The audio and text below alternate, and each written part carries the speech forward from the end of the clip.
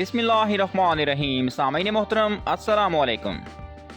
आज की वीडियो में हम बात करेंगे एक तारीखी किरदार दुल्ला भट्टी की। दुल्ला भट्टी 1547 ईस्वी को पिंडी भटिया में एक राजपूत घराने में पैदा हुए। दुल्ला भट्टी को 42 साल की उम्र में मुग़ल बादशाह अकबर ने तख्ता-ए-दार पर लटका दिया। सामीन मोहतरम, आज हम बताएंगे कि इसकी असल कहानी क्या थी और इसको शहीद क्यों कहा जाता है। लोग इसको पंजाब दा सूरमा और हीरो क्यों मानते हैं और हिंदुस्तान में और पाकिस्तानी पंजाब में इसके नाम पर 13 जनवरी को लोहड़ी का त्यौहार क्यों मनाया जाता है और इसको इज़्ज़तों का मुहाफ़िज़ कहने की वजह क्या है। सामीन मोहतरम, अकबर बादशाह ने अपनी सल्तनत के उलमा, पादरियों और पंडितों को इकट्ठा करके उनसे एक नया दीन इलाही की बुनियाद रखवाई और इसको दीन इलाही या आईन अकबरी का नाम दिया गया।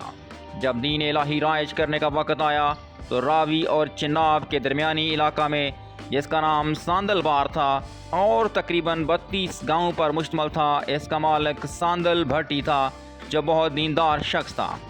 उसने दीन अकबर को मारने से इनकार कर दिया, जिस वजह से अकबर बादशाह ने सांदल भट्टी का सर कलम करवा दिया और इसकी लाश को बोरी में डालकर उसके गांव पिंडी भटिया में भिजवा दिया। अपने वालिद की लाश को देखकर फरीद भट्टी ने अकबर बादशाह के खिलाफ तलवार उठाई और काफ़ी अरसा तक उसके खिलाफ लड़ता रहा। इसी दौरान फरीद भट्टी की शादी चिन्योट के मालिक रहमत खान की अकलौती बहन से तय पा गई, जिसका नाम लदी था। फरीद भट्टी शादी के तकरीबन 10 माह बाद गद्दारी के इल्ज़ाम में गिरफ्तार कर लिया गया और इसे फांसी देकर इसकी लाश को लाहौर में चौबुर्जी के मकाम पर चौक में इबरत बनाकर लटका दिया गया, ताकि दोबारा कोई मुग़लों के ख़िलाफ़ बगावत की जुर्रत न कर सके। ग़ुलाम फरीद भट्टी की मौत के 12 दिन बाद 1547 ईस्वी को लदी बीवी के यहाँ एक खूबसूरत बेटे की पैदाइश हुई, जिसका नाम अब्दुल्ला रखा गया। राय अब्दुल्ला खान भट्टी अल मरूफ दुल्ला भट्टी ग़ुलाम फरीद भट्टी का बेटा और सांदल भट्टी का पोता था, जिसका ताल्लुक राजपूतों के एक बहुत बड़े ख़ानदान भट्टी राजपूतों से था। दुल्ला भट्टी को उसकी माँ ने बाप दादा की दुश्मनी के बारे में कुछ नहीं बताया था। दुल्ला भट्टी की परवरिश एक माहिर जंगजू की तरह हुई। वो तलवारबाजी, नेज़ाबाजी और तीरंदाजी के साथ साथ घुड़सवारी का माहिर था। दुल्ला भट्टी का तीर का निशाना कभी ख़ता न होता। उसकी जंगी तरबियत रावल गुलाब खान भट्टी ने की। दुल्ला भट्टी रावल गुलाब खान भट्टी के 900 राजपूत जंगजुओं के साथ मशकें करते रहे थे। एक दिन ऐसा आया कि सच दुल्ले पर अया हो गया, जब जलाल भट्टी, जो कि दुल्ला भट्टी का रिश्तेदार था, उसने बताया कि उसके बाप की लाश 3 दिन तक चौबुर्जी के चौक पर लटकी रही। उसने उसके बाप दादा पर होने वाले तमाम मजालिम का वाक़या बयान कर दिया। ये सुनकर दुल्ला भट्टी ने अकबर के ख़िलाफ़ अलम बगावत बुलंद किया और तलवार उठा ली। उसने अकबर को टैक्स देने से इनकार कर दिया और उसके दीन इलाही को ललकारा। दुल्ला भट्टी का पहला मार्का रत्ती पिंडी के मकाम पर वकूफ़ पजीर हुआ।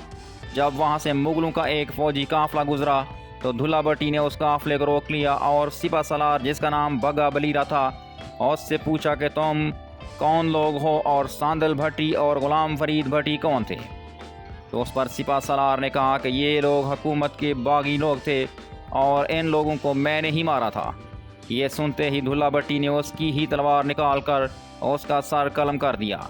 जब सिपा सलार का सर गिरा तो फ़ौज में भगदड़ मच गई। तो अब्दुल्ला भट्टी ने कटे हुए सर को उठाया और महदा खत्री, जो अकबर बादशाह का तारीखदान था, उसके हवाले कर दिया और पैगाम दिया कि अकबर बादशाह को जाकर कहना कि पिंडी भटिया में फिर एक माँ ने शेर पैदा किया है, जो ना तेरा कानून मानता है और ना ही तेरा दीन जो तूने इस्लाम के मुकाबले में राइज किया है, और ना ही हम आज के बाद अकबर को टैक्स देंगे।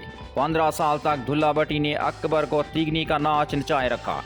जो भी सरकारी कारवां इस इलाके से गुजरता वो उसको लूट कर माल गरीबों में तकसीम कर देता और सांदल बार के इलाके में मुग़लों के वफादारों से खराज वसूल करता। ये इलाका मुग़लों के लिए इलाका गैर बना रहा। अकबर बादशाह ने अपने गवर्नर निज़ामुद्दीन को 10,000 का लश्कर देकर दुल्ला भट्टी को ज़िंदा या मुर्दा लाने के लिए भेजा। वो सांदल बार की तरफ निकला। उस दिन दुल्ला भट्टी अपने ननियाल चिन्योट गए हुए थे। निज़ामुद्दीन ने मौका से फ़ायदा उठाकर पिंडी भटिया को घेर कर धावा बोल दिया। ज़्यादातर औरतें ही थीं, ان میں دلہ بھٹی کی بیٹی شہید ہو گئی اور وہ باقی عورتوں کو قید کر کے دربار کی طرف چل پڑا۔ دلہ بھٹی کے دوست مہر خان پوستی نے خبر تینوں سمتوں میں بھجوا دی ہوئی تھی۔ فیصل آباد کے جنگلوں سے راول گلاب خان بھٹی کے 900 راجپوت سپاہیوں نے تلواریں نکال لیں۔ راوی کے کنارے ایک راجپوت سردار راؤ لال خان بھٹی نے کہا، آج راجپوت عورتیں اگر دریائے راوی پار کر کے دربار تک گئیں تو آج راجپوتوں کے غصے کے آگے مغلیہ سلطنت ٹکڑے ٹکڑے ہو کر نیست و نابود ہو جائے گی۔ تیسری سمت چنیوٹ سے رائے عبداللہ خان بھٹی اپنے لشکر کے ساتھ روانہ ہو چکے تھے۔ بعد ازاں ان کے ننیال والے بھی اپنے لشکر کے ساتھ نکل آئے۔ راوی کے کنارے مغلوں کے 10,000 لشکر کے ساتھ راجپوتوں کے 4 سردار، کل 5,000 فوج نے زبردست ٹاکرا لیا۔ راجپوتوں نے دیکھتے ہی دیکھتے مغل فوج کے 1500 فوجیوں کو موت کے گھاٹ اتار دیا، جبکہ راجپوتوں کے چند آدمی قتل ہوئے تھے۔ نظام الدین کو اپنی ہار نظر آ گئی اور اس نے مال دیوانوں سے معافی مانگ لی اور کہا کہ میں حکم کا پابند تھا۔ چنانچہ مالدی کے کہنے پر دلہ بھٹی نے جنگ ختم کر دی اور مغل فوج کو واپس روانہ کر دیا۔ ایک دفعہ شہزادہ سلیم شکار کرتے ہوئے غلطی سے اس علاقے میں آ گیا تو ساندل بھار کے بھٹیوں نے اسے پکڑ کر دلہ بھٹی کے سامنے پیش کر دیا، تو اس پر دلہ بھٹی نے کہا کہ میری دشمنی اکبر سے ہے، اس کی اولاد سے نہیں، اور یہ کہہ کر اسے چھوڑ دیا۔ کچھ روایات کے مطابق 2 ہندو لڑکیوں سندری اور مندری کو مغل بادشاہ اکبر کے لوگوں نے اغوا کرنے کی کوشش کی تو دلہ بھٹی نے انہیں بچایا تھا۔ یہ بھی کہا جاتا ہے کہ دونوں لڑکیاں بہنیں تھیں اور ایک پنڈت کی بیٹیاں تھیں۔ دلہ بھٹی نے ان کی شادی کروائی اور بتایا کہ بیٹیوں کو ایسے رخصت کیا جاتا ہے۔ اس واقعہ کی یاد میں لوہڑی تہوار یعنی آفت سے تعبیر کا دن 13 جنوری کو انڈیا اور پاکستان میں منایا جاتا ہے۔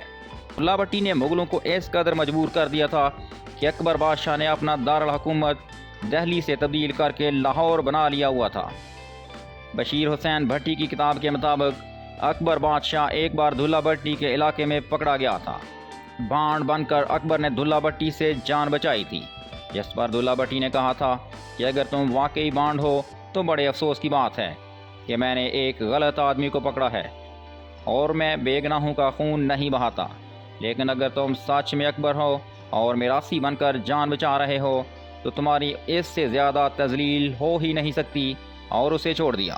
سامعین محترم، اکبر بادشاہ نے چند شرفاء کی مدد حاصل کی اور مذاکرات کے لیے دلہ بھٹی کو دربار میں بلایا، تو دربار میں پہنچنے پر دلہ بھٹی نے اپنا تعارف کچھ یوں کروایا: نام دلہ بھٹی، ولد غلام فرید بھٹی، مذاکرات کے لیے اکبر بادشاہ کے دربار میں حاضر ہوا ہوں۔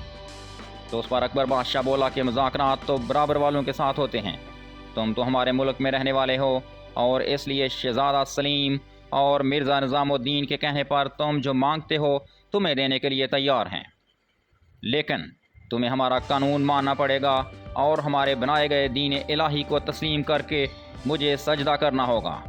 تو اس پر دلہ بھٹی نے کہا کہ میں مسلمان ہوں اور میرا سر صرف اللہ کی بارگاہ میں جھکتا ہے اور میں صرف قانون محمد کو مانتا ہوں۔